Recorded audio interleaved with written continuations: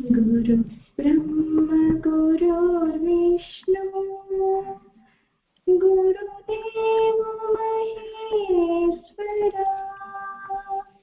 गुरु साक्षात् परब्रह्म तस्मै श्री गुरवे नमः। गुरु ब्रह्म गुरुर्विष्णु गुरुदेव महेश्वरा गुरु साक्षात् परब्रह्मं तस्मै श्री गुरवे नमः। ज्ञानमूलं गुरुमूर्तिः पूजामूलं गुरुपादम् मंत्रमूलं गुरुवाक्यं मोक्षमूलं गुरुकृपा ब्रह्म गुरुर्विष्णु गुरुदेव महेश्वरा गुरु साक्षात् परब्रह्मं तस्मै श्री गुरवे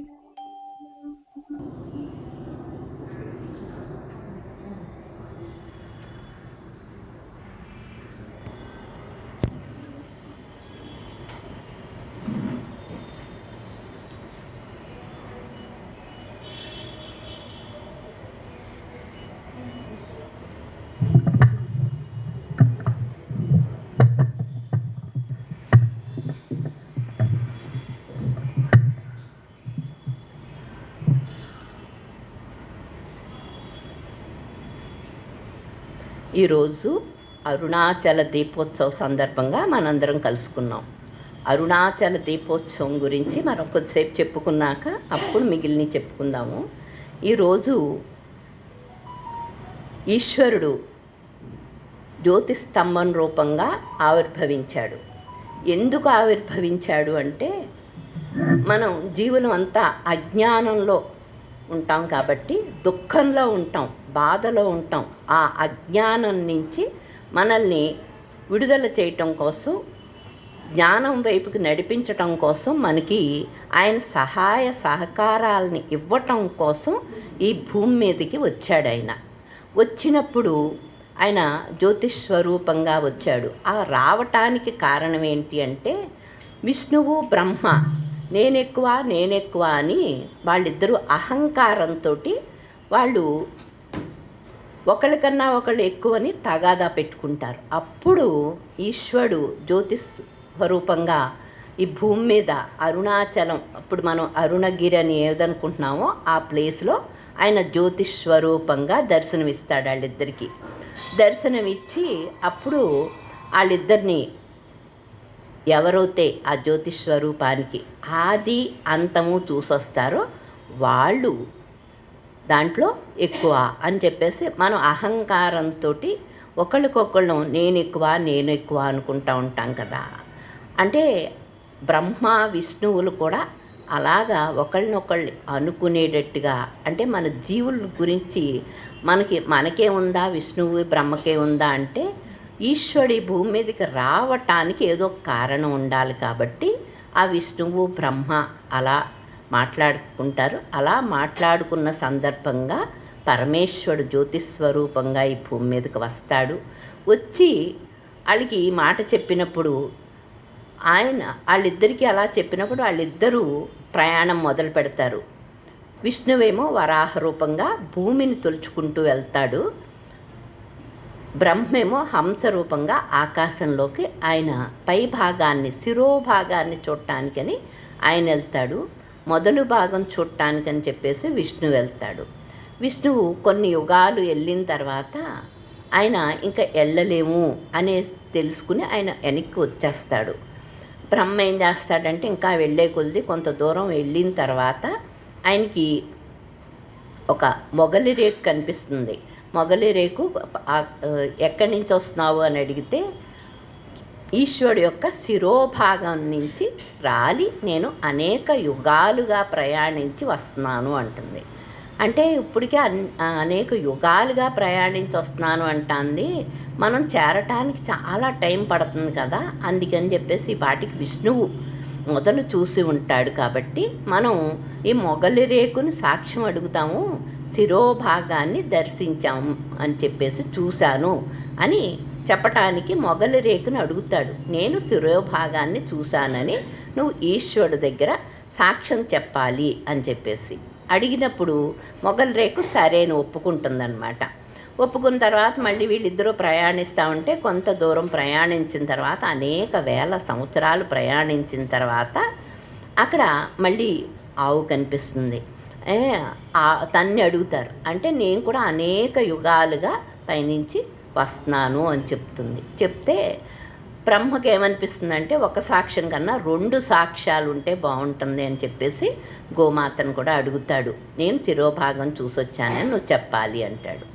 అంటే అడిగేవాడు బ్రహ్మ కాబట్టి కాదనలేక తలతో ఊపుతుంది.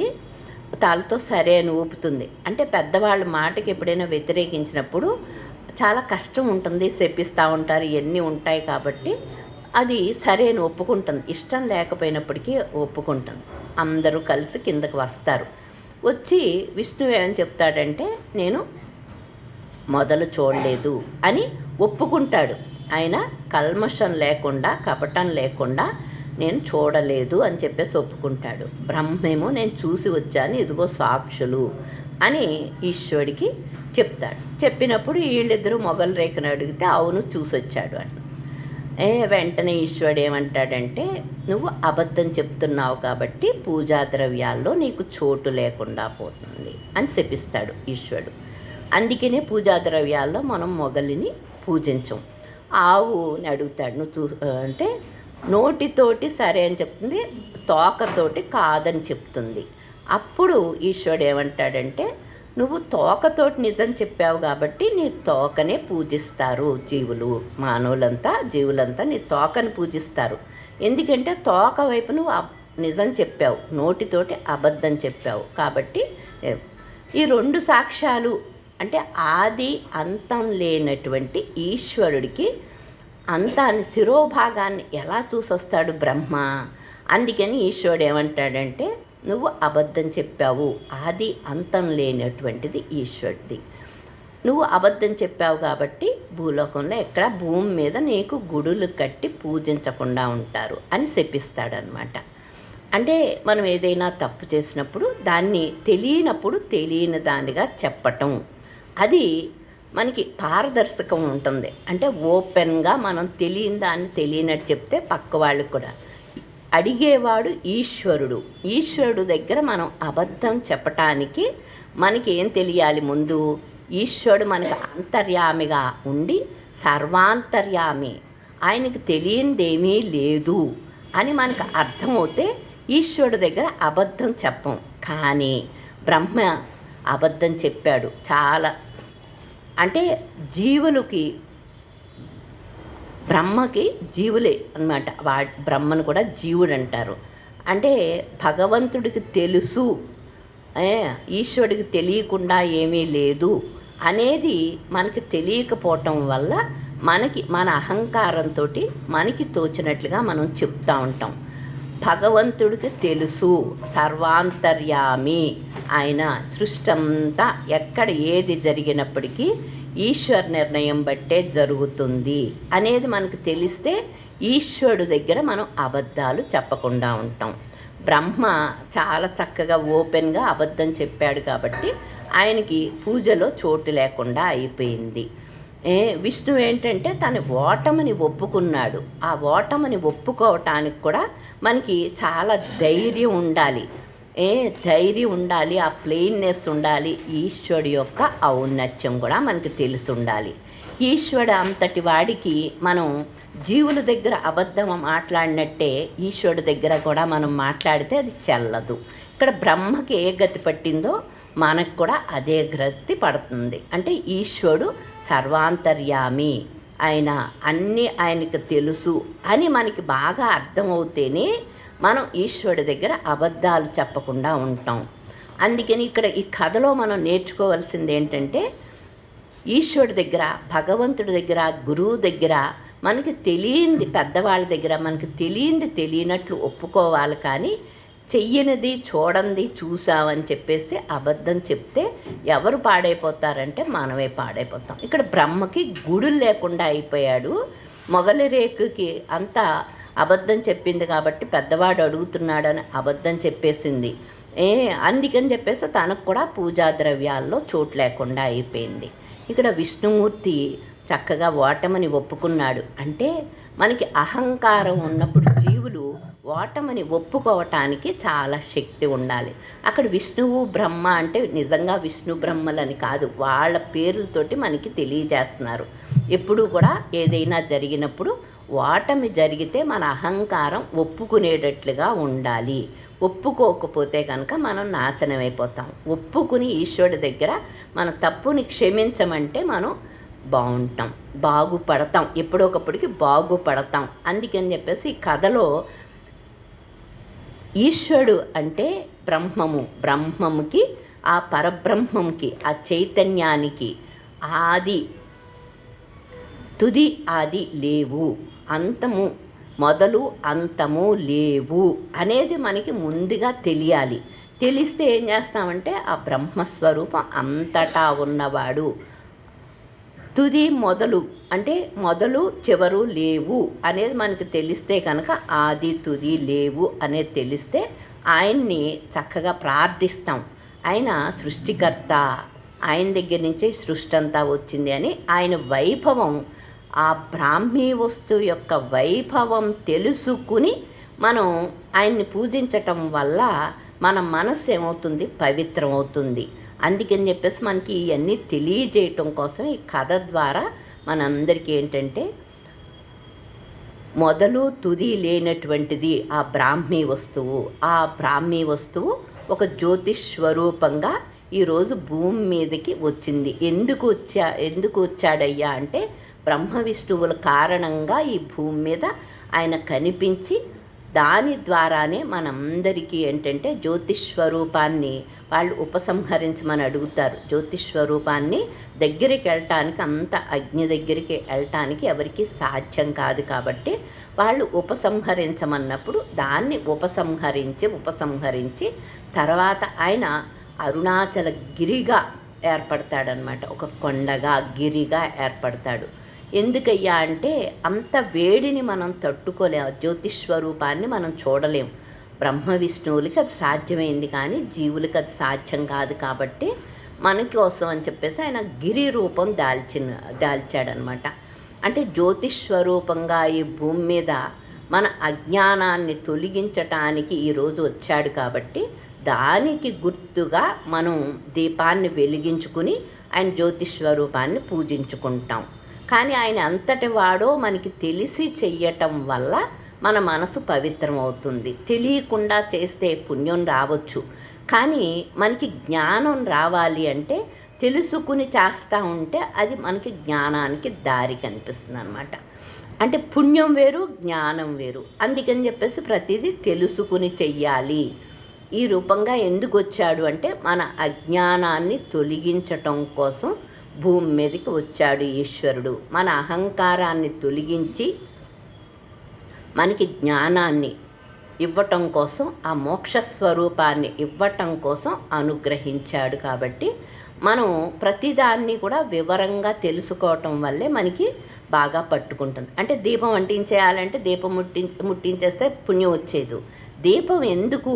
వెలుగు అంటే జ్ఞానము.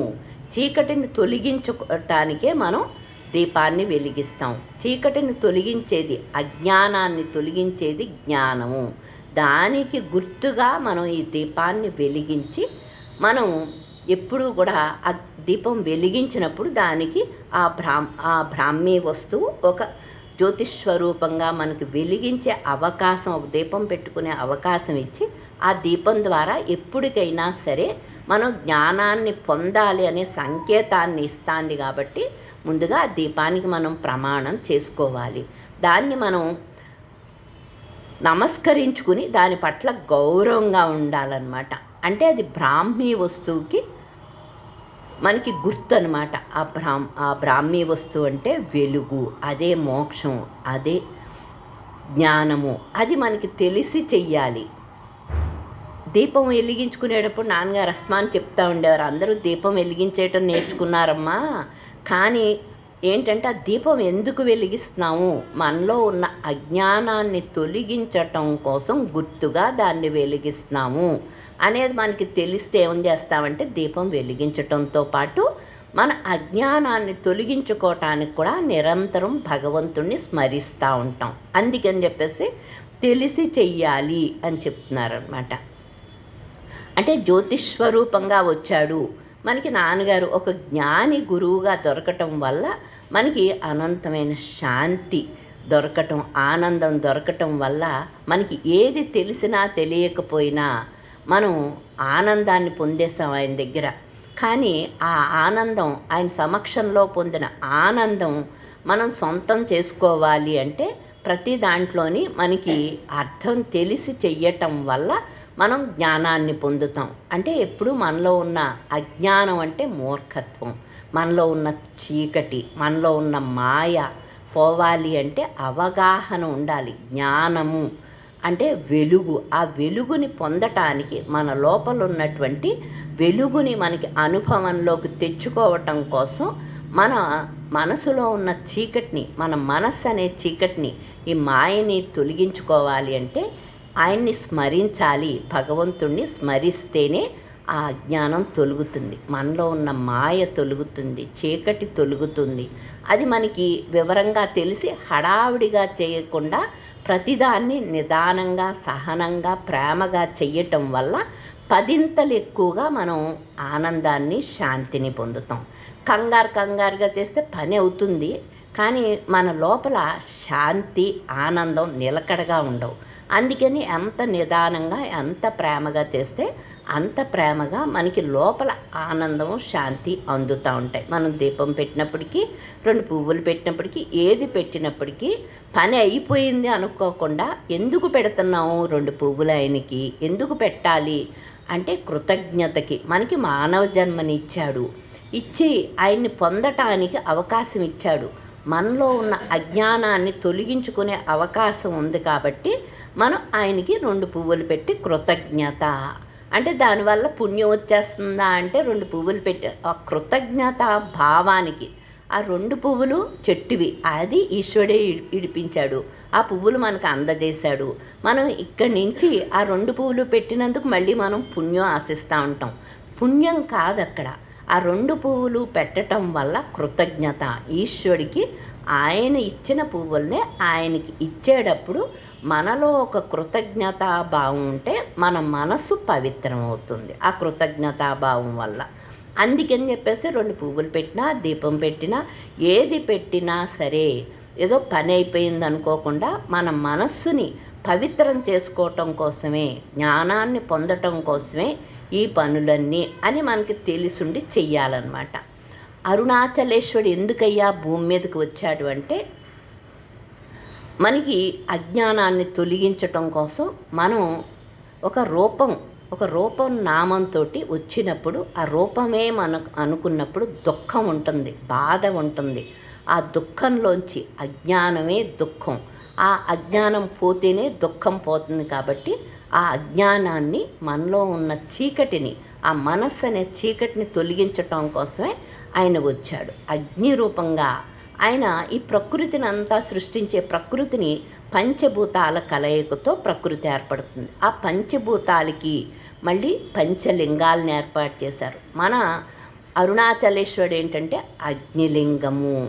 అంటే అగ్నిలింగము అనేటప్పటికీ అది కాలుస్తుంది, మన అహంకారాన్ని అది కాల్చివేస్తుంది.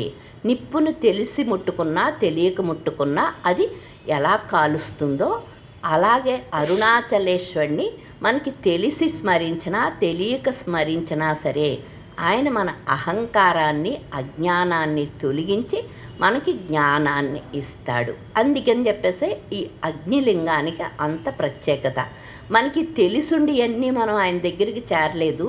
పూర్వపుణ్యం వల్ల మనం అందరూ నాన్నగారి దగ్గరికి వచ్చి, నాన్నగారి ద్వారా మనం భగవాన్ అరుణాచలేశ్వరుడి దగ్గరికి వెళ్ళి అరుణాచలేశ్వరుడి యొక్క ఔన్నత్యాన్ని మనకి నాన్నగారి ద్వారా తెలియచేసి మనకి అక్కడ కనెక్షన్ ఇప్పించారనమాట.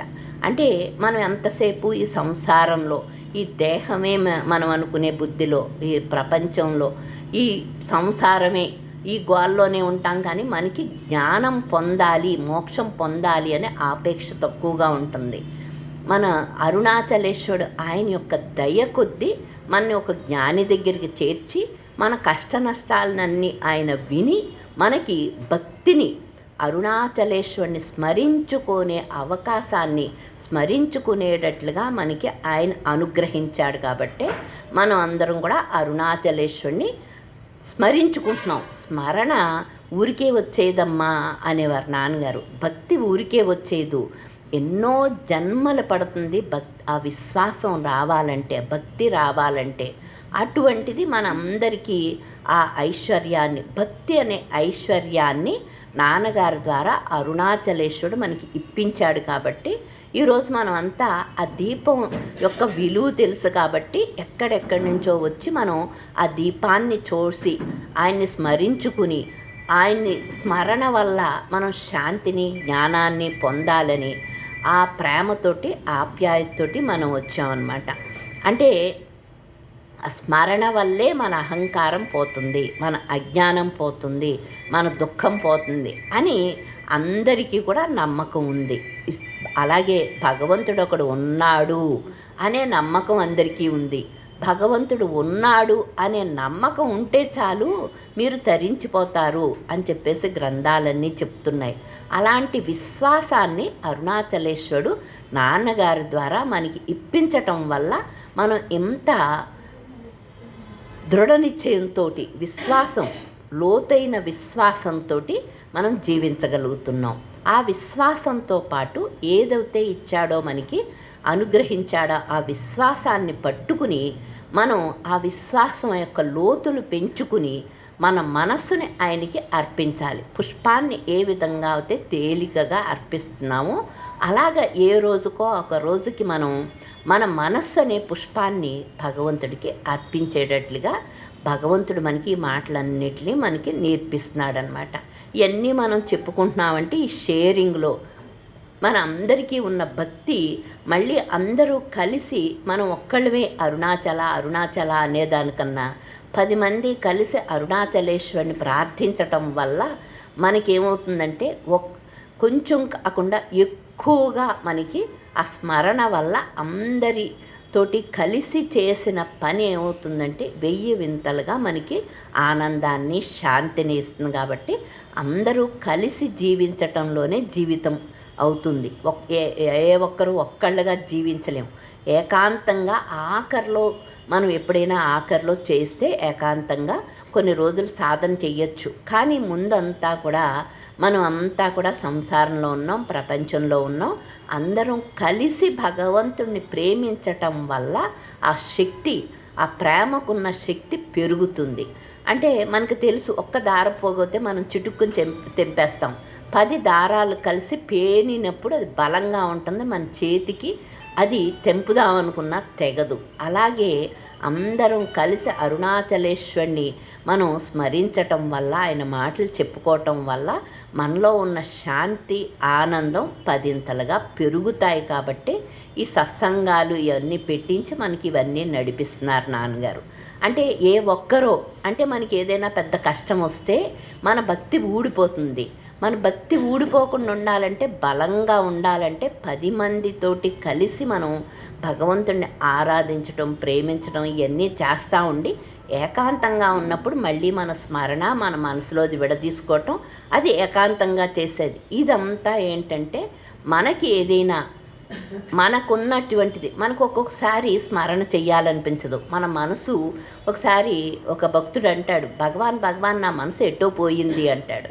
ఎటో పోయింది అంటే మన మనస్సు మనం చెప్పినట్లుగా వినదు. 10 మందితో కలిసి చేసినప్పుడు ఏమవుతుందంటే ఎటో పోయిన మనసు కూడా మళ్ళీ అందరి యొక్క ఆ భక్తికి, ప్రేమకి మళ్ళీ అది కనెక్ట్ అయిపోతూ ఉంటుంది. అందుకని చెప్పేసి 10 మందితో కలిసి స్మరణ చేయటం, ఈ సత్సంగాలు నడుపుకోవటం వల్ల మనకి శక్తి పెరుగుతుంది అనేది మనకి తెలుస్తూ ఉండాలి. మన ఇంట్లో ఏకాంతంగా మనం చేసుకునే అన్నీ మనం చేసుకుంటూ ఉండాలి. అది మానేయమని కాదు, అది అది అవసరం. మన మనసును విడదీసుకుంటూ ఉండాలి. మనలో ఉన్న అజ్ఞానాన్ని విడదీసుకుంటూ ఉండాలి. మన మనసును విడదీసుకోవటం అంటే మన అజ్ఞానాన్ని విడదీసుకోవటం. అందుకని చెప్పేసి ఆ పని ఎవరికి వారే చేసుకునేది, ఇది అందరూ కలిసి చేసుకునేది.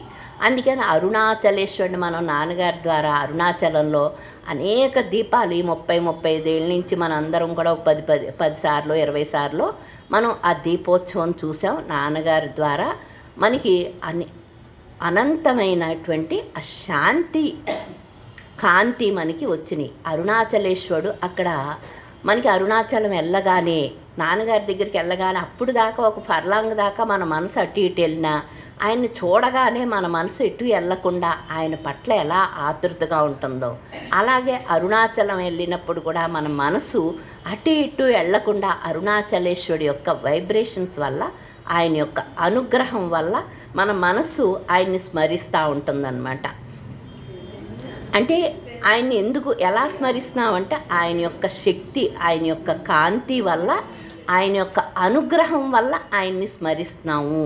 ఆయన ఫోల్డ్లోకి వెళ్తామన్నమాట. ఆ గిరి దగ్గరికి వెళ్ళేటప్పటికి, అరుణాచలం వెళ్ళేటప్పటికి ఆయన యొక్క శక్తి అయస్కాంతంలాగా మన మనసుని ఆకర్షించి అరుణాచల అరుణాచల అని మనకి తెలియకుండానే మనం అంటూ ఉంటాం. అలాగే నాన్నగారి దగ్గర కూడా మనం చూస్తూ ఉండేవాళ్ళం. దూరంగా ఉన్నప్పుడు ఆ కబుర్లు ఈ కబుర్లు చెప్పుకున్న నాన్నగారు రూమ్లోంచి బయటకు వచ్చేటప్పటికి అందరూ ఆయన్ని చూస్తూ ఆయన్ని స్మరించుకుంటూ ఆయన్ని ఆనందిస్తూ ఉండేవాళ్ళం. మిగిలిన మాటలన్నీ మానేసి ఆయన రూపాన్ని, ఆయన నామాన్ని, ఆయన ద్వారా వచ్చే శాంతిని కాంతిని మనం ఎంజాయ్ చేస్తాం. అలాగే అంటే అది మన సొంతం కాదు అనేది మనకు తెలుసు. ఆయన ద్వారా మనకి శాంతి వచ్చింది, కాంతి వచ్చింది. అది మనకి సొంతం అవ్వాలి అంటే కనుక మనం నిరంతరం ప్రయత్నం చేయటం వల్లే, అరుణాచలేశ్వరిని నిరంతరం స్మరణ చేసుకోవటం వల్లే మనం అప్పుడు పొందిన శాంతి మనకి ఎప్పుడు కూడా నిలకడగా ఉండి మన లోపల అంతర్యామిగా ఉన్నటువంటి అసలైన సత్యమైనటువంటి శాంతి మనకి అందుబాటులోకి వస్తుందన్నమాట. అంటే మనం ఒక్కళ్ళమే కూర్చుని ఉన్నప్పుడు మన మనసు అటు ఇటు వెళ్ళొచ్చు. కానీ ఒక జ్ఞానితోటి, ఒక జ్ఞాని సమక్షంలో మనం జీవించినప్పుడు, ఆయన్ని ఆశ్రయించినప్పుడు, ఆయన యొక్క కృప వల్ల మన మనసు అటు ఇటు వెళ్ళకుండా ఆయన దానికి శక్తిని అనుగ్రహించి ఆ మనసు అణిగేటట్లుగా, మన మనసు అరుణాచలేశ్వరిని స్మరించేటట్లుగా ఆయన అనుగ్రహించటం వల్ల, కేవలం ఆయన అనుగ్రహం వల్ల మాత్రమే ఆయన్ని స్మరిస్తున్నాము అనేది మనకి గ్రహింపుకు తీసుకొస్తున్నారు. మన గొప్పతనం కాదు, ఆయన యొక్క అనుగ్రహం. అందుకని చెప్పేసి మనము ఆయన అనుగ్రహం వల్లే మనం శాంతిని పొందుతున్నాం. ఆయన అనుగ్రహం వల్లే మనం ఆయన్ని స్మరిస్తున్నాము. ఇవన్నీ ఎందుకు జరుగుతున్నాయి అంటే అరుణాచలేశ్వరుడి యొక్క అనుగ్రహం వల్లే జరుగుతున్నాయి అనేది మనం గుర్తించినప్పుడు, మన మనసు గుర్తించినప్పుడు కృతజ్ఞతగా శరణాగతిలో ఉండకుండా ఉండదు. అందుకని చెప్పేసి నాన్నగారు అరుణాచలేశ్వరుడి యొక్క వైభవాన్ని ఎందుకు మళ్ళీ మళ్ళీ మళ్ళీ చెప్పుకోమంటున్నారు అంటే, ఆ చెప్పుకునేటప్పుడు మన మనస్సు అటు ఇటు వెళ్ళకుండా, లోక విషయాల కోసం వెళ్ళకుండా ఆయన్నే ఫోకస్గా, ఆయన మీదే ప్రధానంగా మన మనసు ఫోకస్ అంతా ఆయన మీద ఉండటం వల్ల అది శాంతిని పొందుతుంది. ఎప్పుడైతే మనకి అర్థమవుతుందో అరుణాచలేశ్వరుని స్మరించటం వల్ల మాత్రమే మన మనసు శాంతిగా ఉంటుంది, లేకపోతే విషయాల్లోకి వెళ్ళిపోతుంది, లోకం వైపుకి వెళ్ళిపోతుంది, మన దేహం మీదకి వెళ్ళిపోతుంది అనేది మన అనుభవం. కాబట్టి మనం అరుణాచల అరుణాచలాన్ని స్మరించుకుంటూ ఉంటాం. ఆ స్మరించుకునేటప్పుడు నిరంతరం కూడా స్మరించుకునేటప్పుడు మనం ఎప్పుడూ కూడా ఆయన వైభవం తెలిసి మళ్ళీ ఆయన్ని ఒక ప్రార్థన చేసుకుని, ఆ స్మరణ చేసుకునే శక్తిని ఇచ్చావు, అనుగ్రహించావు, నీ పట్ల నాకు ఎప్పుడూ కూడా శరణాగతి కుదరాలి అనుకుని మళ్ళీ ప్రార్థించుకోవటం వల్ల ఏమవుతుంది, మనం చేసే ఆ 100 సార్లు, ఆ 108 సార్లు మనం అక్షరనామాలు చదువుతాం, 108 నామాలు చదువుతాం. ఇవన్నీ చదివేటప్పుడు కూడా మనకి ముందు తర్వాత కూడా ఆయనకు ఒక కృతజ్ఞత చెప్పుకోవటం వల్ల మనకు వచ్చిన శాంతి ఆనందం 10ంతలుగా పెరుగుతూ ఉంటుంది. అంటే ఎవరికైనా మనం కృతజ్ఞత చెప్పుకున్నప్పుడు మన మనసు అణుగుతూ ఉంటుంది. ఆ అణగటం వల్ల, ఆ వినయం వల్ల భగవంతుడికి మనం వినయంతో అణిగిన మనసుతోటి ఆయనకి మనం నమస్కరించటం వల్ల అది ఇంకా ఎక్కువగా శాంతిని, ఆనందాన్ని, జ్ఞానం వైపుకి దారి చూపిస్తూ ఉంటుంది. అందుకని ఎప్పుడు కూడా మనం అక్షరమణాలు చదువుతాం. చదివినప్పుడు ఏంటంటే నాన్నగారు ఎప్పుడు అంటూ ఉండేవారు, మనం 30 ఏళ్ళ కిందట మనకేమీ తెలియకుండా నాన్నగారు ఫోల్డ్లోకి వచ్చాం. పూర్వజన్మ పుణ్యం వల్ల, అరుణాచలేశ్వరుడు అనుగ్రహం వల్ల వచ్చాం. వచ్చిన తర్వాత మనం ఆ స్తోత్రం చేసేటప్పుడు చాలా ప్రేమగా చెయ్యాలి, చాలా నిదానంగా చెయ్యాలి. కంగారుగా కాకుండా చాలా నిదానంగా శాంతిని అనుభవిస్తూ చెయ్యటం వల్ల మనకి అక్కడికక్కడే మనకి శాంతి వచ్చేస్తుంది. మనకి ఏంటంటే స్తోత్రం చదివేస్తాము, ఆ మాటలు చదివేస్తాము, మళ్ళీ మనకి ఆ స్తోత్రం కన్నా నాన్నగారు మాటలు ఎక్కువ ఇష్టం, భగవాన్ మాటలు ఎక్కువ ఇష్టం. అందుకని చెప్పేసి వాటిని గబగబా పూర్తి చేసేసి మాటలు ఎప్పుడిందా అని ఆతురత పడుతూ ఉంటుంది. మనం నాన్నగారి సమక్షంలో అనేక సార్లు అక్షరమాల ఉపదేశారం చదివినప్పుడు మనకి ఆయన పక్కన ఉండటం వల్ల, ఆయన సమక్షంలో ఉండటం వల్ల అనంతమైన శాంతి వచ్చింది. ఆ శాంతిని మనం నిలుపుకోవాలి అంటే చాలా శ్రద్ధగా, మనం చాలా నిదానంగా, ప్రేమగా ఉందా లేదా, మన మనసు నిదానంగా ఉందా లేదా, కంగారు లేకుండా ఉందా లేదా అని చూసుకుంటా చేయటం వల్ల మనం ఆయన సమక్షంలో ఎటువంటి ఆనందాన్ని పొందామో ఆయన మళ్ళీ మనకి ఆ మన నిదానం, మన ప్రీతికి ఆయన అంత ఆనందాన్ని, శాంతిని ఈరోజు కూడా మనం ఎక్కడ కూర్చున్నా, ఎక్కడ ఉన్నా సరే ఆయన మన లోపల అంతర్యామిగా ఉండి సర్వాంతర్యామి, అంతటా ఉన్న ఆయన అందుకని మనకి అనుగ్రహిస్తూ ఉంటాడు. అంటే మనం ఏదో ఒక 5 నిమిషాలు 10 నిమిషాలు కాకుండా ఎక్కువగా మనకి శాంతిని పొడిగించుకోవటానికి, మనకి ఆయన అనుగ్రహాన్ని పొడిగించుకోవటానికి ఇవన్నీ మనకి బాగా ఉపయోగపడుతూ ఉంటాయి. అందుకని ఎప్పుడు కూడా నామం చేసినప్పుడు ప్రీతిగానే చెయ్యాలి. అరుణాచలేశ్వరుడు మన హృదయంలో ఉన్నాడు అనే నిశ్చయంతో చేసినప్పుడు ఆయన్ని పట్ల మనం చాలా జాగ్రత్తగా ఉంటాం. అంటే మనం వేరే వైపుకి మనసు వెళ్ళనివ్వకుండా ఆయన మన లోపలుండి మనల్ని చూస్తున్నాడు అని ఆ ఉద్దేశం, ఆ గుర్తింపు మనకుంటే మన మనస్సు ఎటు వెళ్ళకుండా నాన్నగారి సమక్షంలో మనం అటు ఇటు చూడం. ఎందుకంటే ఆయన మనల్ని చూస్తున్నారు. మనం ఎటన్నా చూస్తే ఆయన మనల్ని చూస్తే మనకి అవమానంగా ఉంటుంది, తప్పుగా ఉంటుంది, హెల్గా ఉంటుంది. అయ్యో మనం అటు ఇటు చూస్తామంటే నాన్నగారికి కంట్లో పడ్డప్పుడు బాగోదు కదా అని చాలా జాగ్రత్తగా ఉంటాం. అలాగే ఇప్పుడు కూడా అంతర్యామిగా ఉండి ఈశ్వరుడు మనల్ని చూస్తున్నాడు అనే భావం మనకి నిశ్చయంగా ఉంటే కనుక ప్రతి దాంట్లోని ఆయన చూస్తున్నాడు అనే భావం ఉండటం వల్ల మనందరికీ అరుణాచలేశ్వరుడు ఉన్నాడు, మన లోపలే ఉన్నాడు అనే భావం ఉంది. కానీ మనం చేసే పనిని కూడా, మనకు వచ్చే తలంపు, మనం మాట్లాడే మాట, మనం చేసే పని ఇవన్నీ కూడా చూస్తున్నాడు అని మనకి బాగా నిశ్చయంగా అనుకుంటా ఉంటే అప్పుడు ఏమవుతుందంటే మనకి ఏదైనా తలంపు వచ్చినప్పుడు ఆ తలంపు ఆయన్ని పొందటానికి సహకరిస్తుందా లేదా, అలాగే ఒక మాట మాట్లాడినప్పుడు మనం గర్వంతో, అహంకారంతో మాట్లాడుతున్నామా, అవసరం ఉండి మాట్లాడుతున్నావా అని తెలుస్తూ ఉంటుంది. ఎప్పుడైతే తలంపు మాట జాగ్రత్త పడతామో ఆ తలంపును బట్టే పని కూడా ఉంటుంది. కాబట్టి తలంపును బట్టే మాట, తలంపును బట్టే పని కూడా ఉంటాయి. కాబట్టి మన తలంపు దగ్గర ఎప్పుడైతే జాగ్రత్త పడతామో అప్పుడు మన మాట సౌమ్యంగా వస్తుంది, పని కూడా సత్వగుణంతో చేస్తూ ఉంటాం. నువ్వు రజోగుణంతో హడావుడిగా ఎన్నో పూజలు చేయొచ్చు, యజ్ఞాలు చేయొచ్చు, వాటికన్నిటికీ పుణ్యం వచ్చేస్తుందిరా, కానీ జ్ఞానం రాదు. ఎప్పుడైతే నువ్వు సత్వగుణ ప్రధానంగా జీవిస్తూ ఉంటావో అప్పుడే నీకు జ్ఞానానికి అర్హత వస్తుంది. అందుకని చెప్పేసి ఏ పని చేసినా మనం అంటే పాపపుణ్యాలు పక్కన పెట్టి మనం సత్వగుణాన్ని మన జీవిత విధానంలో సత్వగుణాన్ని ప్రాక్టీస్ చేయటం వల్ల ఆ సత్వగుణమే జ్ఞానానికి దారి చూపిస్తుంది. జ్ఞానం అంటే మన లోపల ఉన్నటువంటి శాంతి, ఆనందం, శక్తి మనకి వ్యక్తం అవ్వటం. అది వ్యక్తం అవ్వటానికి, మన లోపల ఉన్నదే మనకి వ్యక్తం అవ్వటానికే మన అహంకారం, ఆ దేహం నేననుకునే బుద్ధి మనకి అడ్డుపడుతుంది. కాబట్టి ఆ దేహం నేననే బుద్ధి ఎలా జీవిస్తే మనం అది పోతుందో దానికోసం మనం ఇవన్నీ మనం చేసే పూజలు, ఈ పుణ్యాలు, ఇవన్నీ ఈ స్తోత్రాలు, ఇవన్నిటి వల్ల మనం పూజ చేసేటప్పుడు చేతులతో పాటు మనసు కూడా అక్కడ ఉంటే దానికి ఎక్కువ ఫలితం ఉంటుంది. మన మనసు ఎక్కడో ఉండి చేతులు ఒకటే చేస్తూ ఉంటే ఆ ఫలితం మన మనసు పవిత్రం అవటం కానీ శాంతిగా ఉండటం కానీ తగ్గిపోతుందన్నమాట. ఫలితం కూడా తక్కువగా వస్తుంది.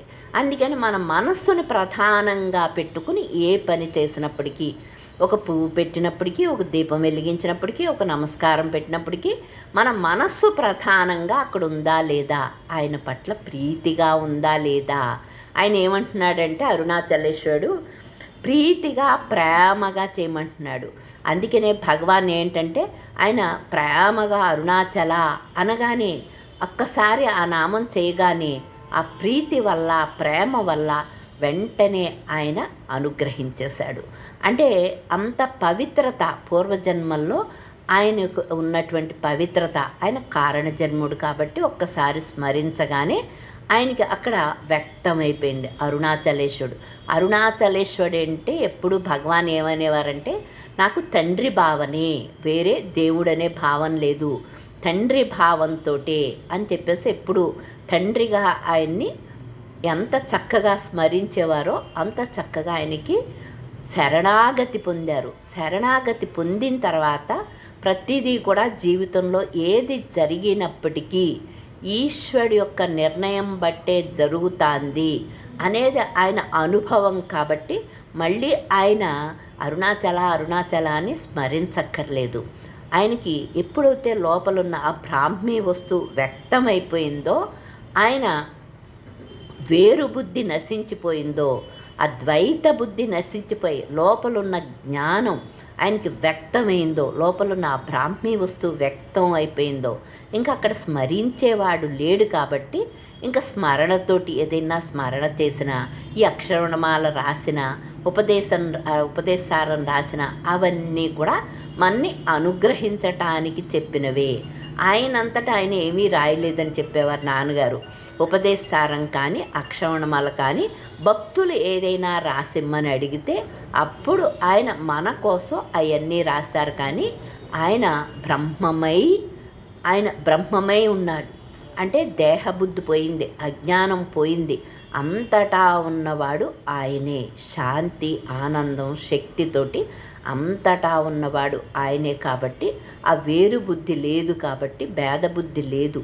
అందుకని చెప్పేసి ఆయన్ని మనం ప్రేమించటం వల్ల భగవాన్ ద్వారా అరుణాచలేశ్వరుడు లోకానికి టీచింగ్ అంతా చెప్పించటం కోసం ఆయన్ని తిరుచళ్ళి నుంచి అక్కడికి తీసుకొచ్చుకుని మనందరికీ కూడా ఆయన ద్వారా ఈ జ్ఞానాన్ని బోధించాడు.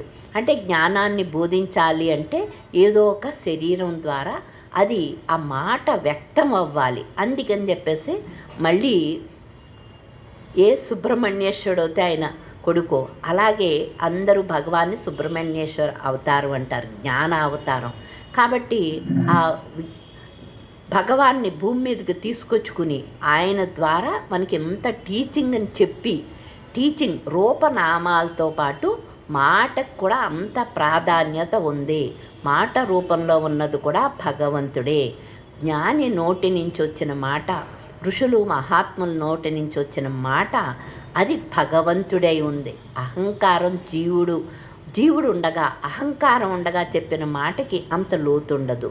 ఎవరైతే జ్ఞానం పొందారో, ఎవరైతే ఆ బ్రాహ్మీ స్థితిని అనుభవంలోకి తెచ్చుకున్నారో వాళ్ళ నోటి ద్వారా వచ్చిన మాట భగవంతుడి యొక్క రూపనామాలతో పాటు ఆ మాటకు కూడా అంత శక్తి ఉంది.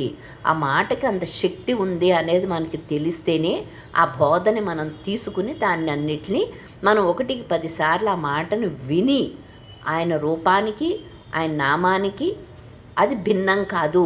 ఆయన రూపం మనకి నామంతో పాటు మాట కూడా ఎందుకు అవసరం అంటే జీవించేటప్పుడు ఈ భూమి మీద అనేక సమస్యలు వస్తూ ఉంటాయి. ఆ మాటని సపోర్ట్గా పెట్టుకుని, ఆ రూపం నామంతో పాటు మాటను కూడా సపోర్ట్గా పెట్టుకుని జ్ఞానాన్ని పొందాలి. కాబట్టి ఆ మాటని ఇంత టీచింగ్ని మనకి తెలియజేస్తున్నారు.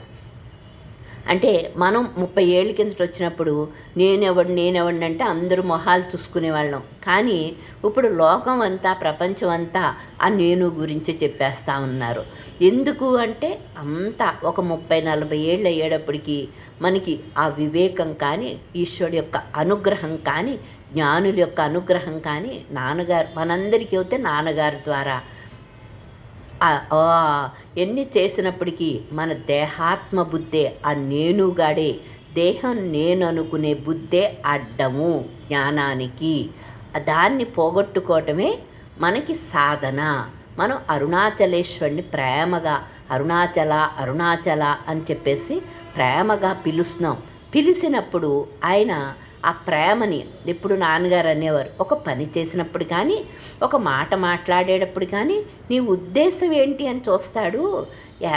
బయట వాళ్ళు చూడరు, అంతర్యామిగా ఉండి భగవంతుడు ఆ మాట ఎందుకు మాట్లాడుతున్నావు, ఆ పని ఎందుకు చేస్తున్నావు అని ఆ ఉద్దేశాన్ని బట్టి నీకు మార్కులు వేస్తాడు.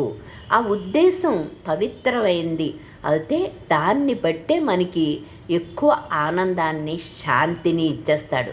అంటే ఆయన పుణ్యం ఇచ్చేస్తాడంటే అన్ని సంపదల రూపంలో ఇచ్చేడు పుణ్యం అంతా. ఇప్పుడు ఈ మాటలన్నీ వినగలుగుతున్నామంటే పూర్వజన్మ పుణ్యం అని మనం ఎందుకు అనుకుంటున్నామంటే ఈ మాటలు మనకి డబ్బులు ఇవ్వలేని శాంతిని, అధికారం ఇవ్వలేని శాంతిని, మన కుటుంబాలు ఇవ్వలేని శాంతిని ఇవన్నీ ఈ మాటల రూపంలో మనకి ఇస్తున్నాడు.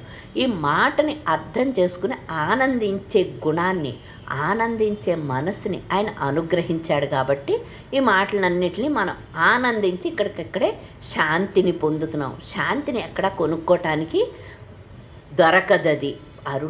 భగవంతుని స్మరించటం వల్ల మాత్రమే శాంతి, ఆనందం వస్తాయి.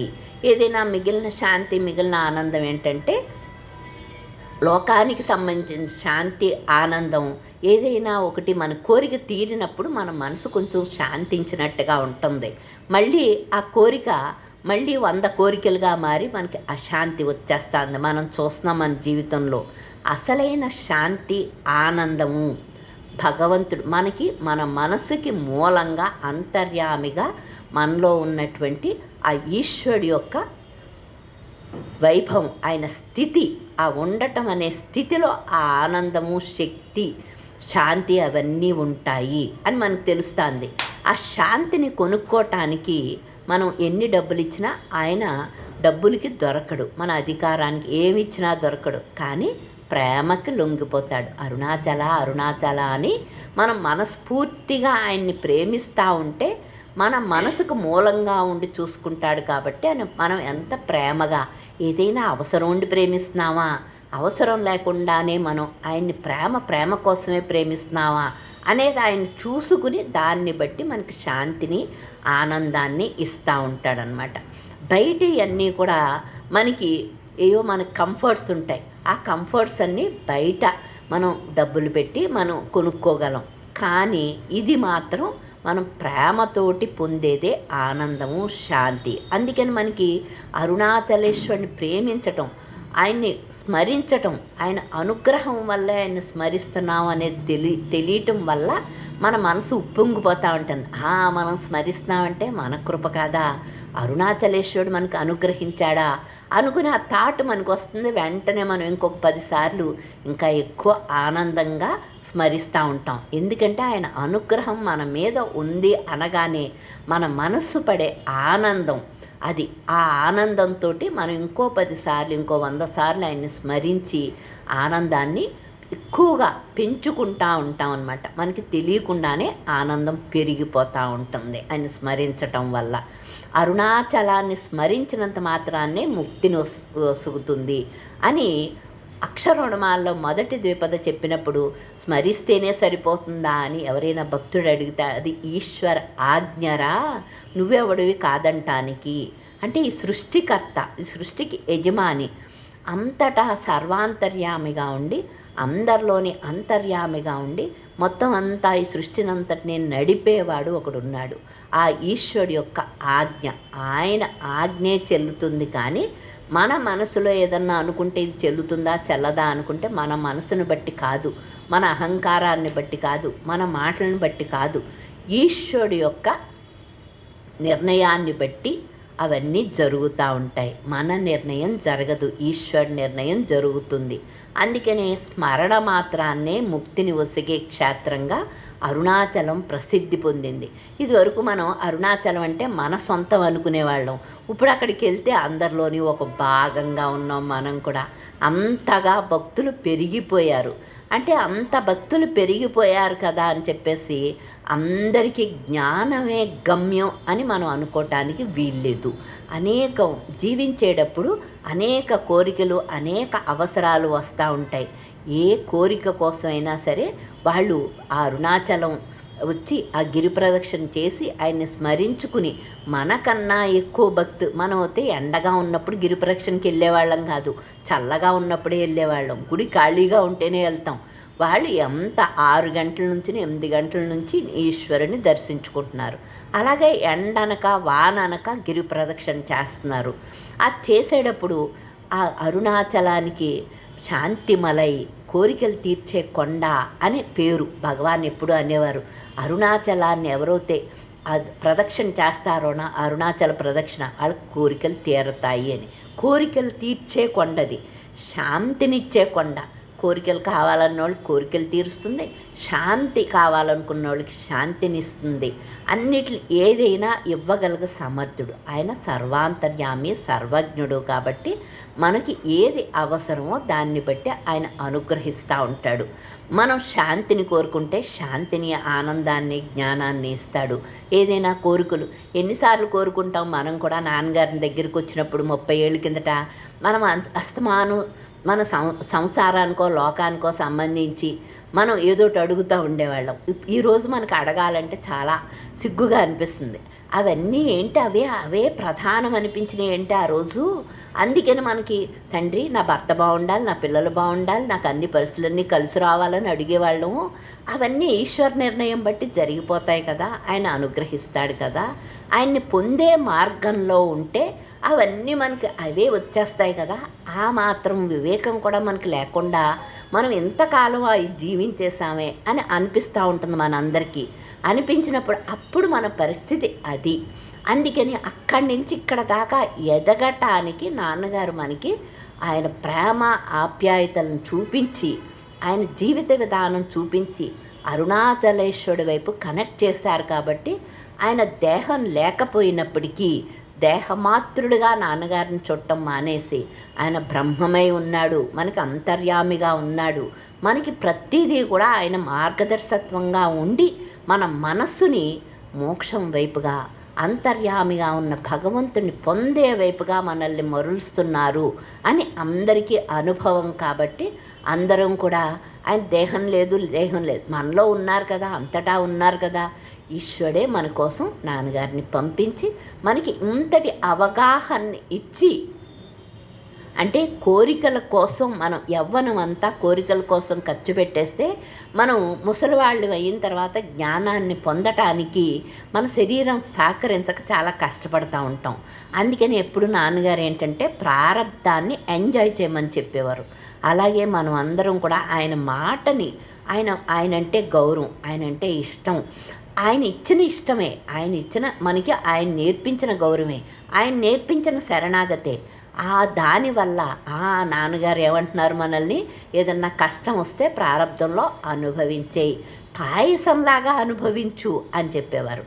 అంటే మనం అనుభవించే వాళ్ళం, కానీ నాన్నగారు అనుభవించేస్తున్నాం కానీ పాయసంలాగా అనుభవించలేకపోతున్నాం అని చెప్పేవాళ్ళం. అలా చెప్పినప్పుడు నాన్నగారు ఒక చిరునవ్వు నవ్వేవారు మనందరి వంక చూసి. అంటే మనని పాయసంలాగా అనుభవించటానికి అంటే జ్ఞానం వస్తేనే దాన్ని పాయసంలాగా అనుభవించగలుగుతాం. కానీ లేకపోతే వచ్చిన రోజే మనం వేసిన విత్తనం వెంటనే అది వృక్షమైపోయి ఫలాలు ఇవ్వదు. కొన్ని సంవత్సరాలు పడుతుంది వృక్షం ఎదగటానికి, ఫలాలు ఇవ్వటానికి. అలాగే మనకి నాన్నగారి దగ్గరకు వచ్చినప్పుడు మనందరం కూడా ఆయన మీద ప్రేమతోటి, ఆయన ఇచ్చిన బ్లిస్సు మనందరికీ ఆనందం వచ్చేస్తుంది. ఆనందం మనం స్మరిస్తే రాలేదు, ఆయన అనుగ్రహం వల్ల వచ్చేసింది అనేది మనకి అప్పుడు తెలుసు, ఇప్పుడు తెలుస్తుంది. కాకపోతే ఎవరో ఎంత కష్టపడి సాధన చేసినా పొందని శాంతిని నాన్నగారు మనకి శాంతిని ఇచ్చి ఆ శాంతే పెట్టుబడిగా మనకి ఆయన స్మరణ, ఆయన మాటల్ని అర్థం చేసుకునేప్పుడు. నాన్నగారు ఎప్పుడన్నా ఇలాగే మీటింగులకు వస్తే ఎవరైనా వచ్చి కూర్చున్నప్పుడు వీళ్ళందరూ పక్కన కూర్చున్న వాళ్ళందరూ సబ్జెక్ట్ చెప్పండి నాన్నగారు, చెప్పండి అంటే ఆయన ఏమీ మాట్లాడేవారు కాదు. ఎవరైతే ఆర్తితోటి, ఎవరైతే దుఃఖంతో, ఎవరైతే బాధతోటి వస్తారో వాళ్ళని దగ్గర కూర్చోబెట్టుకుని వాళ్ళ బాధ ఏంటో అడిగి వాళ్ళ మనసులో ఉన్నటువంటి ఆ బాధని తొలగిస్తే వాళ్ళు కూడా మనలాగే ఆనందంగా ఆ మాటలన్నీ విని వాళ్ళ జీవిత విధానంలో జ్ఞానమే గమ్యంగా పెట్టుకుని జీవిస్తారు. కాబట్టి ముందు ఎవరైనా వస్తే వాళ్ళ దుఃఖాన్ని తీసేసే ఆయన సబ్జెక్ట్ చెప్పేవారు. అంటే మనం ఏదన్నా పని చేయాలి అనుకున్నప్పుడు మనకి మనసు అటు ఇటు వెళ్ళిపోతూ ఉంటే నిగ్రహం కోసం ఒకటే అనేసుకుంటూ ఉంటాం, అరుణాచల కంగారుగా అనేసుకుంటూ ఉంటాం. ఎందుకంటే ఈ లోపల మన మనసు వాటి వైపుకి వెళ్ళిపోతుందేమో అని కంగారు ఉంటుంది జీవుడికి, అందుకని అనేసుకుంటూ ఉంటాం. నిదానంగా అనుకుంటే మనకు శాంతి వచ్చేస్తుంది. నిదానంగా అన్నివ్వదేమో అని మన మనసు మీద అపనమ్మకం మనకి. అందుకని చెప్పేసి మన మనసుని నమ్మకూడదని మనకు తెలుస్తూ ఉంటుంది, ఇది ఎటో జారుకుంటుంది అని చెప్పేసి. అందుకని ఏం చేస్తాం, కంగారుగా అంటూ ఉంటాం. అలా కాకుండా ఈశ్వరుణ్ణి, నాన్నగారినో భగవాన్నో మనకి ఎవరి ఇష్టమైతే వాళ్ళని ప్రార్థించి నిదానంగా స్మరణ చెయ్యటం వల్ల మనకి అప్పటికప్పుడే మన మనసు చల్లబడిపోతుంది. ఎప్పుడో కాకుండా అప్పటికప్పుడే చల్లబడిపోతుంది. నాన్నగారు మనలో అంతర్యామిగా ఉన్నారు, కానీ మనం ఏంటంటే నిదానంగా ఆయన మీద ప్రార్థన చేయాలి. అక్షరమణమాలు రాసేటప్పుడు ఏంటి, ఆయన అరుణాచలేశ్వరుడే మళ్ళీ భగవాన్గా వచ్చారనుకుంటాం, సుబ్రహ్మణ్యేశ్వరుడే మళ్ళీ భగవాన్గా వచ్చారు. అంతటి వాడు కూడా మొదట విఘ్నేశ్వరుడికి ఒక ప్రార్థన చేసి ఏ ఆటంకాలు రాకుండా చేయమని ఒక ప్రార్థన చేసి తర్వాత ఆయన చెప్పాలనుకున్నదంతా కూడా నెమ్మదిగా మనకి వివరించారన్నమాట. అంటే మనకి ముందు ప్రార్థన చెయ్యాలి, మన మనసు కంగారు పడకుండా ముందు ప్రార్థన చెయ్యాలి. ఆటంకాలు రాకుండా, అడ్డంకులు రాకుండా మనం ఒక వ్రతం చేస్తాం, ఒక పూజ చేస్తాం, ఒకటి చేస్తాం, ఏదైనా చెప్తాం. అప్పుడు ఎందుకయ్యా విఘ్నేశ్వరుని ప్రార్థిస్తాము అంటే ఆయన విఘ్నాలు రాకుండా మనం చేసే పనిని ఆయన కాపాడుతాడు కాబట్టి, ఆయన రక్షిస్తాడు కాబట్టి ముందు ఆ విఘ్నేశ్వరుని ప్రార్థించి ఏ ఆటంకాలు రాకుండా, విఘ్నాలు రాకుండా మిగిలిన పని అంతా కూడా, మిగిలిన పూజ కానీ, వ్రతం కానీ, మనం చెప్పుకునే సత్సంగాలు కానీ ఇవన్నీ ముందు ఆయనకు ప్రార్థించి చెయ్యటం వల్ల మనకి అవన్నీ ఆటంకాలు లేకుండా ఆయన రక్షణతోటి అయిపోతూ ఉంటాయన్నమాట. అంటే ముందు మొదలుపెట్టినప్పటి నుంచి చివరి దాకా కూడా ప్రతి సెకను మనం భగవంతుడిని ప్రార్థిస్తూ ఉండాలి. ముందు విఘ్నేశ్వరుడు రూపంలో ప్రార్థిస్తాం, ఆటంకాలు రాకుండా పని జరగాలని. తర్వాత మళ్ళీ అరుణాచలేశ్వరుని ప్రార్థిస్తూ ఉంటాం. అరుణాచలేశ్వరుని మనం ప్రార్థించేటప్పుడు ఆయన మన మనస్సుని ఆయన అనుగ్రహం వల్లే ఆయన్ని స్మరిస్తుంది అనేది మనకు తెలిసిన తర్వాత, తండ్రి నీ దయని నాకు అనుగ్రహించు. ఆయన దయ ఉంటే ఈ సృష్టిలో లేనిదేమీ లేదు, ఆయన దయని పొందాలి. మనం చిన్నప్పుడు ఏదో కోరికలు కోరుకున్నా, తండ్రి నీ దగ్గరికి రావాలని ఉంది, తీసుకొచ్చే, నీదే భారం, నీకు దీపాన్ని చూడాలని ఉంది, నీతోటి నీ సమక్షంలో కూర్చో, ఇలా చిన్న కోరికలు కోరుకుంటూ ఉండేవాళ్ళం. ఆయన తీసుకెళ్ళిపోతూ ఉండేవాళ్ళు. మన ఆరాటాన్ని చూసి మనం శాంతిని పొందుతూ ఉండేవాళ్ళం. ఇప్పుడు అక్కడ దేహం కనిపించట్లేదు, గిరి రూపంగా కనిపిస్తున్నాడు అరుణాచలేశ్వరుడు. మనకేంటంటే ఇప్పుడు మనం చేసే ప్రార్థన ఎవరికి చేసినప్పటికీ ఉన్నవాడు ఒక్కడే, ఆయనే అంతటా ఉంటాడు, 10 రూపాల్లో లేడు. ఆ 10 రూపాలు ఏ యుగానికి ఆ యుగాన్ని, రాముడు ఒక అవతారం, కృష్ణుడు ఒక అవతారం, విఘ్నేశ్వరుడు, అలాగ అనేక రూపాలుగా వచ్చి ఎప్పటికప్పుడు మనల్ని అనుగ్రహించడానికి వచ్చిన రూపాలే. కానీ ఆ రూపాల్లో ఉన్నదంతా ఆ పరబ్రహ్మ స్థితే, ఆ బ్రాహ్మీ స్థితి తప్పితే, ఆ పరబ్రహ్మము తప్పితే వేరొకటి లేదు అనే ఆ ఏకత్వ భావంతో మనం చెయ్యటం వల్ల మన మనసు నిలకడ చెందుతుంది. అంటే ఎవరో చెప్తారు అమ్మను పూజిస్తేనే వస్తుంది అని, లేకపోతే ఒకళ్ళు అరుణాచలేశ్వరుని పూజిస్తేనే వస్తుంది, ఇంకొకళ్ళు ఇంకోటి చెప్తూ ఉంటారు. అలాగ మనం అన్నిట్లో ఉన్నది ఒకటే స్థితి, రూపాలు వేరు కానీ స్థితి ఒకటే. ఏ యుగానికి ఆ యుగం వాళ్ళు ఒక్కొక్క రూపం తీసుకుని వచ్చి మనకి బోధిస్తూ ఉన్నారు. అప్పుడు రాముడు కృష్ణుడుగా వస్తే నాన్నగారు ఎప్పుడు చెప్తా ఉండేవారు, రామకృష్ణుడు భగవాను ఈ ఈ యుగంలో మనకి చాలా దగ్గరగా వాళ్ళిద్దరూ గురు రూపంలో వచ్చారు. అప్పుడు అవతార పురుషులుగా వచ్చారు, ఇప్పుడు గురువు రూపంలో వచ్చారు. గురువు రూపంగా వచ్చి మనల్ని మళ్ళీ ఎక్కడి నుంచి అయితే వచ్చామో మనం ఆ అరుణాచలేశ్వరి నుంచే, ఆయన దగ్గర నుంచే మనం వచ్చాం. మళ్ళీ మనల్ని అక్కడికి చేర్చటానికి గురువులందరూ మన మనసుకి సహకారం చేసి, మనం చేసే ప్రయత్నానికి మన మనసుకి వాళ్ళ సహకారాల్ని అన్నిటినీ అందించి మళ్ళీ మనని విడుదల, అహంకారంలోంచి విడుదల, అజ్ఞానంలోంచి విడుదల చేయటం కోసం ఈ గురువులందరూ మనకి వచ్చి మనకి బోధిస్తున్నారు. అంటే 10 రకాలుగా పూజించేస్తే 10 వచ్చేది, కానీ ఏ రూపము తక్కువ కాదు. అన్నిట్లో ఉన్నది ఒకటే పరబ్రహ్మము అనేది మనకి నిశ్చయం ఉండాలి. ఆ నిశ్చయంతో పాటు మనకి అంతర్యామిగా ఉన్నాడు ఆయన, అక్కడి నుంచే మనసు వస్తుంది. ఏ దేహం వచ్చినప్పటికీ ఆ దేహంలో ఆ పరబ్రహ్మ స్వరూపం ఉండి తీరాలి, ఉంటేనే ఆ దేహము. అందుకని చెప్పేసి ప్రతి దేహంలోని, ప్రతి జీవిలోని ఆయన అంతటా ఉంటాడు, అందరి హృదయాల్లోని ఉంటాడు అనే మాటని మనం గట్టిగా లోతుగా పట్టుకోవాలి. మనకి ఏంటంటే కొత్త కొత్త మాటలు వినటం అలవాటుగా ఉంటుంది, కానీ అందులో ఏదో ఉందని మనం చదివిన మాటలు, మనకి అనేక సార్లు విన్న మాటల్లో లోతుని గ్రహించటానికి మనం దాన్ని పక్కన పెట్టేసి కొత్తగా, అంటే కొత్త బట్టలు కట్టుకోవటం, కొత్త నగలు చేయించుకోవటం, కొత్త ప్రదేశాలు చూడటం, మనసుకి అలా బాహ్యముఖం అయిపోవటం అలవాటు. అందుకని అది అలా వెళ్ళిపోతూ ఉంటుంది. కానీ అలా వెళ్ళిపోయినప్పుడు కూడా దీనికి విన్న మాటల్ని మళ్ళీ మళ్ళీ స్మరణ చేసుకుని దాంట్లో ఉన్న అర్థాన్ని గ్రహిస్తే మళ్ళీ మనం బయటకంతా వెళ్ళి నాన్నగారు ఇదే చెప్పారు కదా, జరగవలసిన జరిగే తీరుతుంది, జరగనే జరగదని నాన్నగారు చెప్పిన మాట వాళ్ళు చెప్తున్నారు, మళ్ళీ మనకు అదే తెలిసింది కదా అంటాం. అంటే మనకి కొన్ని రోజులు ఎక్కడికో వెళ్ళొచ్చో, ఏదో వినో, ఏదో ప్రయత్నం చేసో మళ్ళీ మొదటికే వస్తాం మనం కూడా. కానీ మన ప్రయత్నం ఏంటంటే ఎప్పటికి అప్పుడు ప్రతిరోజు కూడా భగవాన్ మాటలని, నాన్నగారు టీచింగ్ చెప్పిన మాటలని, అరుణాచలేశ్వరుడు యొక్క వైభవాన్ని రోజు ఆనందిస్తూ ఉంటే, అలవాటుగా మారితే మనకి రోజు ఆయన్ని స్మరించుకుని ఆనందించే అలవాటు వచ్చేస్తే మనం ఆ స్మరణ వదలలేము, స్మరించకుండా జీవించలేమన్నమాట. మనందరికీ అలవాటే అరుణాచలేశ్వరునో భగవాన్నో స్మరించకుండా మనకి మంచం మించి కిందకి దిగం. ఎందుకయ్యా అంటే నాన్నగారు అనుగ్రహం వల్ల, అరుణాచలేశ్వరుడు అనుగ్రహం వల్ల మనకి లెగిసిన దగ్గర నుంచి వాళ్ళతోటి కాంటాక్ట్ వచ్చేసింది, బాగానే ఉంది. కానీ వాళ్ళతోటి ఇచ్చిన కాంటాక్ట్, వాళ్ళంత కృప చూపిస్తే మనం వాళ్ళు చూపించిన కృపని వాళ్ళ దయ కోసం జీవిస్తూ ఉండి జ్ఞానాన్ని పొందటమే గమ్యంగా పెట్టుకుంటే వాళ్ళు మన కోసం చూపించిన కృపకి ఒక అర్థం ఉంటుంది.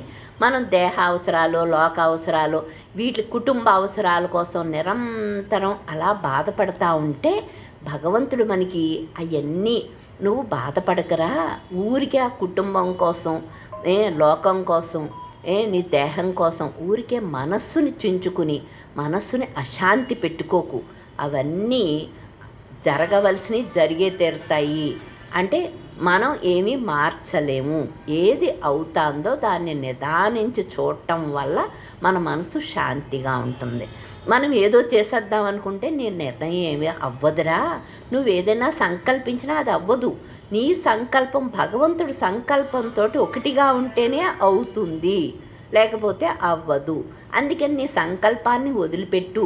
నీ సంకల్పాన్ని వదిలిపెట్టు అంటే పని మానేమంటలేదు, ఫలితాన్ని, ఒక పని చేస్తూ ఉంటాం, ఆ పని చేసినప్పుడు ఫలితం వైపు దృష్టి కాకుండా మనం ఆ పని చేస్తూ ఉంటే ఆ పని అప్పుడు సంకల్పం వదిలిపెట్టినట్టు. ఫలితం ఆశించకపోతేనే మనం అంటే నాన్నగారు ఇదంతా మన సమాజంలో చూసి సంకల్పాలు ఉండకూడదు, ఏ పనులు చేయకూడదని అందరూ సోమరులుగా తయారయ్యి జ్ఞానులు కూడా, చాలా మంచి వాళ్ళు కూడా జీవితాన్ని కోల్పోయారు. అనేక మంది అలా కోల్పోయారు. సంకల్పాలని వదిలిపెట్టము అంటే మనం ఒక పని చెయ్యాలి, ఆ పని చేసినప్పుడు ఫలితాన్ని వదిలిపెట్టేయాలి. అప్పుడు మనకేమవుతుంది, మనం చేసిన కృషి మళ్ళీ కృపగా మారుతుంది. అదంతా కూడా ఈశ్వర నిర్ణయం వల్లే జరుగుతుంది. కానీ మన ప్రయత్నం ఒక్కటే సరిపోదు. మన ప్రయత్నం ఉండాలి. ఎందుకు ఉండాలి అంటే మనం సోమరులుగా ఉండకుండా, అజ్ఞానంలో ఉండకుండా, మనకి ఏదైతే భగవంతుడు నేర్పిస్తున్నాడో అటువైపుగా మనం ఏ రోజు నేర్చుకున్నది ఆ రోజుని మనం చెయ్యాలి. ఇప్పుడు అక్షరమాల చదువుతాం. ఎందుకయ్యా అక్షరమాల ఉపదేశిస్తారు అంటే, నాన్నగారు ఉపదేశిస్తారని చక్కగా ఎంత బాగా చెప్పారంటే, భగవద్గీత ఉపనిషత్తులు ఎటువంటియో ఉపదేశసారం అటువంటిది అని చెప్పారు. మనకి ఉపదేశసారం నేర్పించారు. ఆ రోజు నుంచి ఈ రోజు దాకా మనం ఎప్పుడైనా సరే ఉపదేశసారం మనం పాడుకోగలం. అంటే ఉపనిషత్తులు భగవద్గీత ఎటువంటిదో మొత్తం అంతా మనం జ్ఞానం పొందటానికి కావలసినవి అంతా కూడా భగవాన్ మనకి చాలా తేలికగా చెప్పేశారు. అందుకని మనం ఎప్పుడు కూడా ఉపదేశసారాన్ని మనం చాలా గౌరవంగా, చాలా కృతజ్ఞతగా ఏ రోజుకు ఆ రోజు చదువుకోవటం వల్ల, ఏ రోజుకు ఆ రోజు తింటే మనకి దేహానికి ఎలా శక్తి వస్తుందో అలాగే ప్రతిరోజు చదువుకోవటం వల్ల మనకి ఆనందము, శాంతి పెరుగుతూ ఉంటాయన్నమాట. అంటే మనకి నోటికి వచ్చి కదా అక్కర్లేదని రోజు చదవాలి.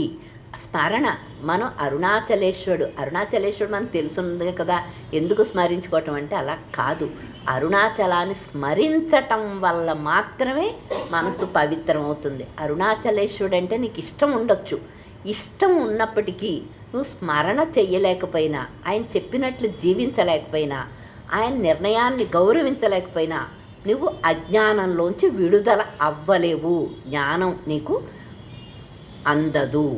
అందుకని చెప్పేసి నిరంతరం స్మరణ, నిరంతరం అక్షరమాల. ఏంటంటే మనం సంస్కృతం నేర్చుకోక్కర్లేదు, పెద్ద పెద్ద కష్టాలు అక్కర్లేదు. నాన్నగారు ప్రతి ద్విపదని అంతా అందంగా చెప్పారు.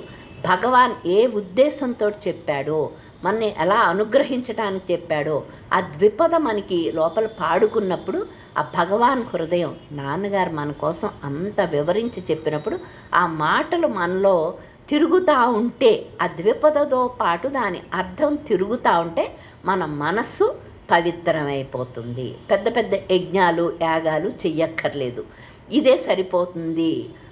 అంత తేలికగా మనకి. ఎందుకయ్యా అంటే మన పిల్లలు కష్టపడకుండా మనం కోట్లు సంపాదించి 10 మంది మనుషులను పెట్టి వాళ్ళకి పనులు చేయిస్తూ ఉంటాం. 100 కోట్లు సంపాదించి వాళ్ళు కష్టపడకూడదు అనుకుంటాం. అలాగే మన గురువు మనం కష్టపడకూడదని చెప్పేసి ఈ అక్షరమాల కానీ, ఉపదేశసారం కానీ, ఈ మాటలన్నీ మనం సఫరింగ్ లేకుండా జ్ఞానాన్ని పొందాలి అనే ఉద్దేశంతో మన మీద ఎంతో ప్రేమతోటి చెప్పిన మాటలు అన్నమాట. తల్లి ప్రేమ ఈ లోకానికి సంబంధించినే దే, గురువు ప్రేమ లోకానికి అతీతమైంది. అంటే మన దేహం వరకే ఆలోచిస్తుంది మన తల్లి, కానీ గురువు ఏంటంటే మనకి జ్ఞానం వచ్చేదాకా, ఆయనలో ఐక్యమయ్యేదాకా, ఈ అజ్ఞానంలోంచి, చీకట్లోంచి బయటపడేదాకా ఎన్ని జన్మలు వచ్చినా సరే అన్ని జన్మలకి మనల్ని వెన్నంటి ఉండి మనల్ని ప్రేమించి మనల్ని అనుగ్రహిస్తా ఆయన వైపుకి లాక్కుంటాడనమాట. అందుకని గురువుకి ప్రథమ స్థానం. అరుణాచలేశ్వరుని మీరు అందరూ ప్రేమిస్తున్నారు, కానీ మీ ఇంట్లో కుటుంబ సభ్యుల అందరికన్నా ముందు అరుణాచలేశ్వరుని ప్రేమిస్తున్నారా అది చూసుకోండి. మొదటి స్థానం భగవంతుడికి ఇస్తున్నారా లేదా? అలా ఇస్తే కనుక అరుణాచలేశ్వరుడు మిమ్మల్ని ఎక్కువగా అనుగ్రహించేస్తాడు. మొదటి స్థానం భగవంతుడికి ఇవ్వాలి. ఎందుకంటే అంతర్యామిగా ఉండి ఆయనలోంచి ఈ జీవుడు వచ్చాడు. మనకి తల్లి దేహం నుంచి దేహం వచ్చింది, దేహం ఇక్కడే నశించిపోతుంది. అందుకు మనం తల్లికి కృతజ్ఞతగా ఉండి తల్లికి చేయవలసింది చేస్తూ ఉంటాం. అది ఆ కృతజ్ఞత, అది ఆ ప్రేమ వేరు. ఇక్కడికి వచ్చేటప్పటికీ మనం మన మనస్సుని భగవంతుడికి ఇవ్వటం కోసం, శరణాగతి పొందటం కోసం.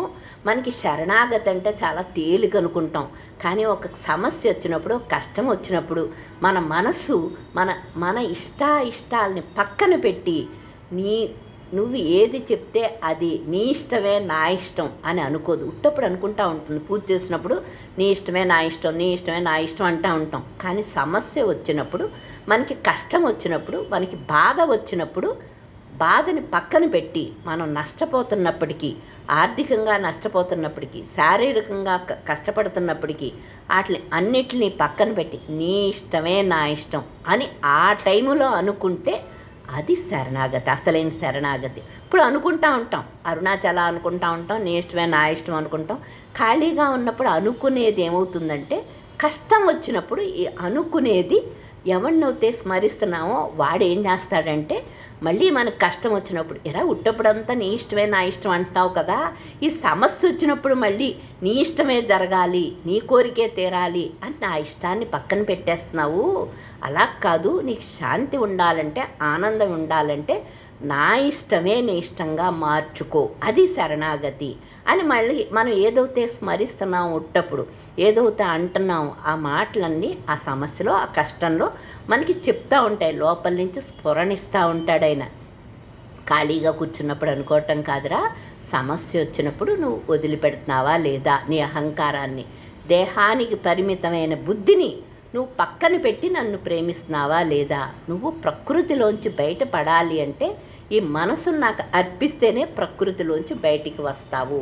మనసే ప్రకృతి, దాంట్లోంచి బయటికి రావటం చాలా కష్టం. కాబట్టి ఆయన మనకి ఏ నిమిషానికి ఆ నిమిషం మనకి తోడుగా ఉండి ప్రతి దాంట్లోని స్ఫురణ ఇస్తూ ఉంటాడు. మనది పక్కన పెట్టి ఆయన ఇచ్చిన స్ఫురణని అందుకుంటూ ఉంటే మన మనసు లోపల వైపుగా ప్రయాణిస్తూ ఉంటుందన్నమాట. శరణాగతి మనకి పరిపూర్ణమైన శరణాగతి వచ్చిందంటే జ్ఞానమే.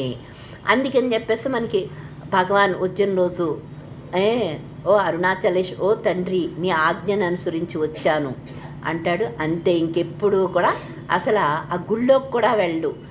గుళ్ళో ఒక సంవత్సరం అక్కడే ఉన్నప్పటికీ, తిండి ఏమీ లేకపోయినప్పటికీ ఆయన మనస్సు అక్కడి నుంచి కదలలేదు.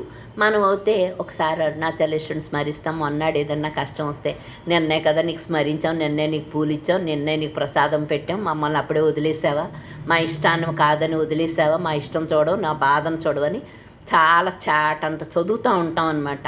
అది శరణాగతి కాదు, అది శరణాగతి కాదు. ఇదేంటి అని ప్రశ్నించకుండా ఏదైతే వస్తే దాన్ని అంగీకరించటమే శరణాగతి. అంగీకరించినప్పుడు మనసుకి శక్తి వస్తుంది, ఆ మనసుకి శాంతి వస్తుంది, ఆనందం వస్తుంది. వ్యతిరేకించినప్పుడు అశాంతి వస్తుంది.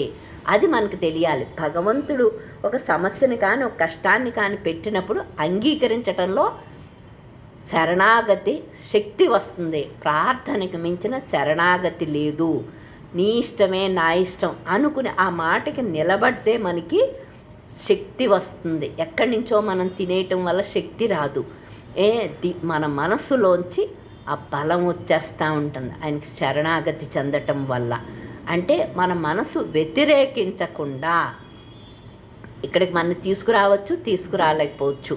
మన మనసును చూస్తూ ఉంటాడు, తీసుకొస్తే నీ కృప బాగానే ఉంది అనుకోండి, తీసుకురాకపోతే ఏంటి నన్ను తీసుకెళ్ళలేదు.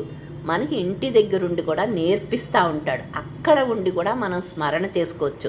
ఎక్కడ ఉన్నప్పటికీ మనకి లోపల అంతర్యామిగా ఆయన ఉన్నాడు, సర్వాంతర్యామిగా ఉన్నాడు. కాబట్టి మనం ఎక్కడ ఉన్నప్పటికీ ఆయన స్మరణని వదిలిపెట్టకుండా ఆయనకి శరణాగతి చెందటం వల్ల మనం జ్ఞానానికి దారి కనిపిస్తుంది. సత్వగుణ ప్రధానంగానే చెయ్యాలి. రజోగుణంగా 100 పనులు చేసేస్తే ఆ పనులన్నీ కర్మంతా మళ్ళీ చుట్టుకుంటుంది, కానీ జ్ఞానం రాదు. ఇక్కడ ఏంటంటే సత్వగుణ ప్రధానంగా భగవంతుడికి శరణాగతి చెందుతూ ప్రేమతో ఆప్యాయతతో ఆయన్ని పిలవటం వల్ల మనకి ఆయన దారి చూపిస్తూ ఉంటాడు. ఏ నిమిషానికి ఆ నిమిషం దారి చూపిస్తూ ఉంటాడు. బయట దారి అయితే మనం ఎవరినో ఒకరిని అడుగుతాం. ఇప్పుడు మనకి ఎస్ఆర్ నగర్ దారి తెలుసు కాబట్టి 30 ఏళ్ళ నుంచి ఎవరిని దారి అడగకుండా వచ్చేస్తాం. కొత్త వాళ్ళు ఒక 4 సార్లు అడుగుతారు, వస్తారు. కానీ లోపలికి దారి చూపించేవాడు ఎవరయ్యా అంటే ఈశ్వరుడు, గురువే. లోపలికి దారి మనకి కనిపిస్తూ ఉండదు. ఏ అడుగుకి ఆ అడుగు, ఏ నిమిషానికి ఆ నిమిషం భగవంతుడు మనకి సారథిగా ఉండి ఆయన నడిపిస్తేనే లోపలికి ప్రయాణం జరుగుతుంది. అందుకని ఎప్పుడూ కూడా మనం ఆయనకి శరణాగతి చెందుతూ ఉంటేనే మనకి లోపలికి మార్గం కనిపిస్తుంది అనేది తెలియాలి. నాన్నగారు అంటే ఇదివరకు మనందరికీ నేనేవాడిని బాగా తెలియకపోయినా ఇప్పుడు అందరినీ చూసి మనం కూడా నేనేవాడిని ఎరా అలా ఊరికే నేనేవండి అంటే వచ్చేదు. నువ్వు ముందు జీవించే జీవిత విధానంలో జ్ఞానమే గమ్యంగా ఉండాలి. ఆ అరుణాచలేశ్వరుడి మీద, భగవంతుడి మీద, కృష్ణుడి రూపమైనా రాముడి రూపమైనా ఈశ్వరుడు అన్ని రూపాలు నేనే అని చెప్తున్నాడు భగవద్గీతలో. శంకరుడు నేనే, కృష్ణుడిని నేనే, ఈశ్వరుడు నేనే, అన్ని రూపాలు నావే అని చెప్తున్నాడు. అన్ని రూపాలు ఆయనయే అనేది మనం తెలుసుకుని ఆ వివేకంతో మనం ఆయన చెప్పినట్లుగా నడుచుకుంటేనే లోపలికి మార్గం కనిపిస్తుంది. కానీ లోపలి వైపుకు మార్గం తెరవబడేది గురు యొక్క అనుగ్రహం వల్లే. అందుకని చెప్పేసి మనం ఇక్కడ ఏ స్మరణ చేసినా ఏది చేసినా మనం అందరం కూడా ఆ స్మరణ ప్రీతిగా ఆయన మీద భారం వేసి ఆయన దయ కోసం జీవించేటట్లుగా ఆయన్ని అనుగ్రహించాలి అని చెప్పేసి ఒక ప్రార్థన చేసి అప్పుడు మనం మిగిలిన పనులు అంటే దీపంలో ఒక 4 స్పూన్లు నెయ్యి వేసేస్తే మనకి శాంతి వచ్చేదు, జ్ఞానం వచ్చేదు. అవన్నీ చెయ్యొచ్చు. కానీ ప్రార్థన ఎలా ఉండాలో ముందు ప్రార్థన చేసి తర్వాత అది చేసుకుంటే అప్పుడు మనకి ఆ ప్రార్థన నిలబడుతుంది, మనకి జ్ఞానం వైపుగా దారి కనిపిస్తుంది. అంటే దీపం ఎందుకయ్యా అంటే నీ లోపల ఉన్న దీపాన్ని వెలిగించుకో అని ఆ దీపం సంకేతం. ఆ దీపాన్ని వెలిగించుకునేటప్పుడు మన దీపాన్ని వెలిగించుకుంటున్నావా లేదా, ఆయన్ని స్మరిస్తూ ఉంటేనే ఇక్కడ దీపం వెలుగుతుంది అనేది మనకి తెలియాలన్నమాట. అంటే ప్రీతిగా ప్రేమగా చెయ్యాలి ఏ పని చేసినా. మనం ఇక్కడ అందరం కలిసి చేసుకుంటున్నాము. ఒక్కసారి అరుణాచలేశ్వరుని స్మరించి ఒక 5 నిమిషాలు అప్పుడు చెయ్యండి. అప్పుడు చేద్దాం. ముందు అరుణాచల ఒకసారి కూర్చున్నాను మైక్ గారు. చల శివ అరుణాచల శివ అరుణాచల శివ అరుణాచల అరుణాచల శివ అరుణాచల శివ అరుణాచల శివ అరుణాచల అరుణాచల శివ అరుణాచల శివ అరుణాచల శివ అరుణాచల అరుణాచల శివ ఒక లైట్ ఉంచండి. అరుణాచల శివ అరుణాచల శివ అరుణాచల అరుణాచల శివ అరుణాచల శివ అరుణాచల శివ అరుణాచల అరుణాచల శివ అరుణాచల శివ అరుణాచల శివ అరుణాచల అరుణాచల శివ అరుణాచల శివ అరుణాచల శివ అరుణాచల అరుణాచల శివ అరుణాచల శివ అరుణాచల శివ అరుణాచల అరుణాచల శివ అరుణాచల శివ అరుణాచల శివ అరుణాచల అరుణాచల శివ అరుణాచల శివ అరుణాచల శివ అరుణాచల అరుణాచల శివ అరుణాచల శివ అరుణాచల